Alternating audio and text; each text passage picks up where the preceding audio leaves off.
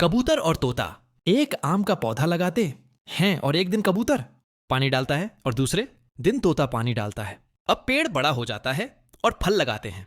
फिर तोता और कबूतर दिन मजे से आम खाते हैं और घर चले जाते हैं। तभी एक बड़ा गोरिल्ला वहां आता है और पेड़ को जड़ से उखाड़ फेंकता है।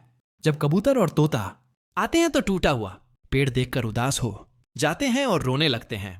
फिर लाइक सब्सक्राइब नहीं,